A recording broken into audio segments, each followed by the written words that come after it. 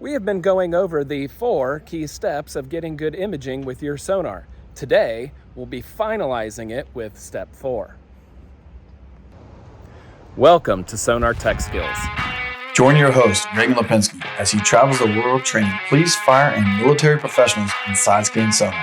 With nearly 2 decades of experience in the location, documentation, and recovery of underwater criminal evidence, he is now sharing that knowledge with you. Learn right alongside first responders so you too can master the world of sonar. So what was step 1? Step 2? Frequency. Step 3? Range. That leads us to step 4. Step 4 is the most crucial when it comes to why you're getting really crappy imaging. I get people call me up all the time, my imaging really sucks and I don't understand why. But I know what target I'm looking for. I've selected the right frequency to see all the detail. I've set the range so it would appear nicely on my screen, and they completely just skip over depth.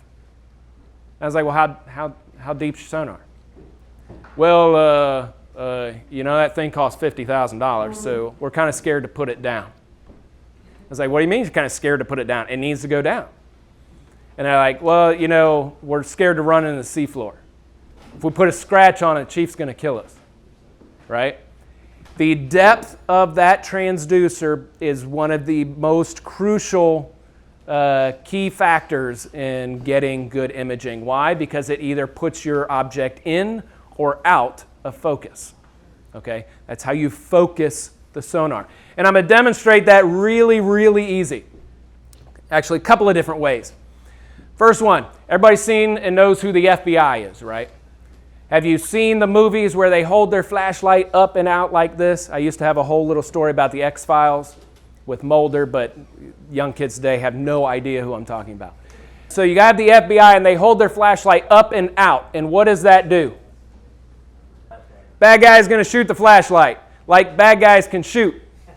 But either way, bad guy's not going to be able to shoot the flashlight. He's going to shoot at it, right? But you're still going to get hit. So yeah, that's one of the reasons they give.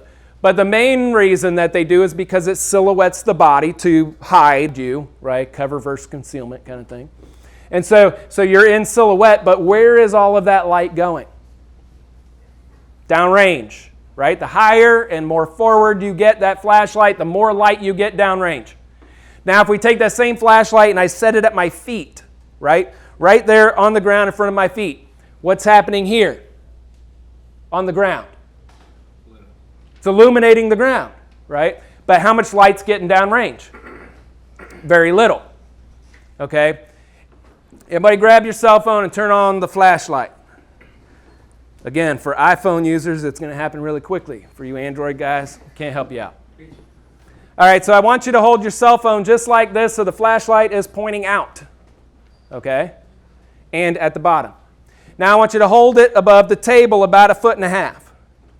And then I want you to slowly start lowering it down to the table until you can begin to see the light on the table.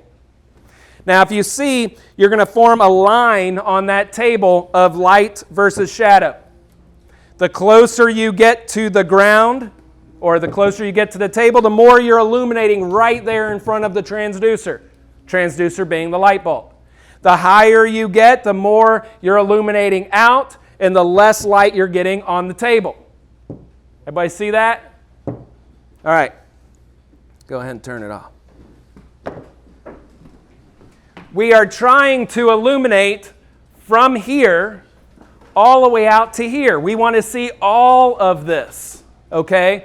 Not just right here and not just out here. So if our towfish is too high, we are going to see a lot of light down here and no light here. If our towfish is too low, we are going to see a lot of light here, but not enough light out there. Okay? So it's real easy to understand. It's real easy to set because physics makes it extremely simple for us. It's called the 10% rule. 10% of your range equals the height of the towfish off the bottom. Now we call this depth, right? Towfish could care less about how deep it is. Doesn't care about how much water is above it. It could be 2 feet, 10 feet, 2,000 feet. Doesn't matter. It only matters about how high the towfish is off the bottom. And that height needs to be 10% of the range, not 10% of the swath, 10% of the range. So at 100 feet of range, how high do I need to be? 10 feet. At 30 feet of range, how high? 3 feet. Easy, right? Everybody got it like that, okay? So if you are scared and you are putting that towfish right off the boat and you're in 50 feet of water, you ain't going to see anything, right? You're not going to see anything. So how this works is this forms a big teardrop shape, okay? Big teardrop shape of sound. As the sound wave comes out, it's expanding and then it contracts before it hits something and bounces back. The center of the bottom drop of that teardrop, that very center, that's our focal point. And if we lower the towfish, that focal point goes under the dirt, so it's out of focus. If it gets too high, that focal point goes above the dirt. Can't see. It's not in focus. We need it 10% so that focal point is right there at the ground. Make sense? So it's just like focusing a camera. So you need to lower the towfish until it's right where it needs to be. And it needs to be 10% of your range of height off the ground. Does that make sense? Now people are going to see, well, I'm going to run into something, or I'm going to hit a tree, or I'm going to hit a car, or I'm going to hit this, I'm going to hit that. Well, that's how you change your search pattern, right? We're going to talk about how to do a correct search pattern, because you're not going to just drop it down and run your course, right? You need to do a pre-search, look for other stuff, mark your obstacles, and then come back and do a search, okay? So depth does matter, and it matters an extreme deal. I can't stress how many times I get calls in the middle of the night, and it's because their towfish is not down far enough. All right, so again, what was step 1? Target. Step 2? Frequency. Step 3? Range. Step 4? Depth. If you can nail all 4 of those, I don't care what type of sonar you have, you will get good imaging. It applies to every sonar, every single one. So now your next question is, well, I got a hull-mounted system. This is where we're going to separate towed systems versus hull-mounted systems. This is 50 feet of water. If my transducer is mounted to the side of my hull and we're in 50 feet of water, am I going to get good imaging?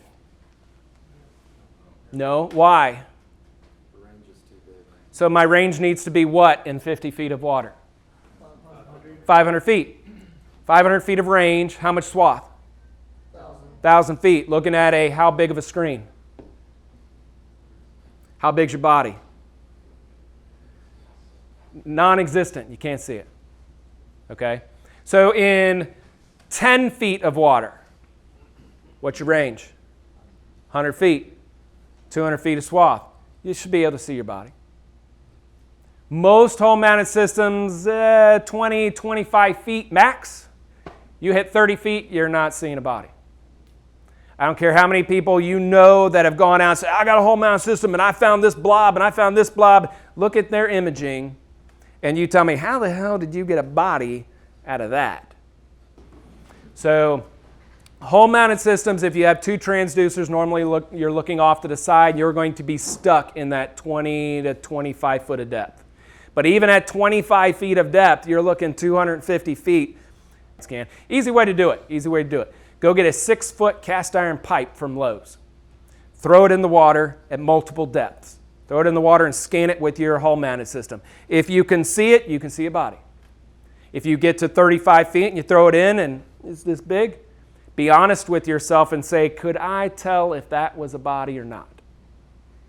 And now you have to throw in the excitement and the adrenaline rush of the call and the people jibber-jabbering in the back and everybody fighting. It's 3 o'clock in the morning. You haven't had your coffee, right? Can you tell, is that or is that not a body? So all of that plays a factor in. Does that make sense? Everybody think they can focus their sonar now using the 4 steps?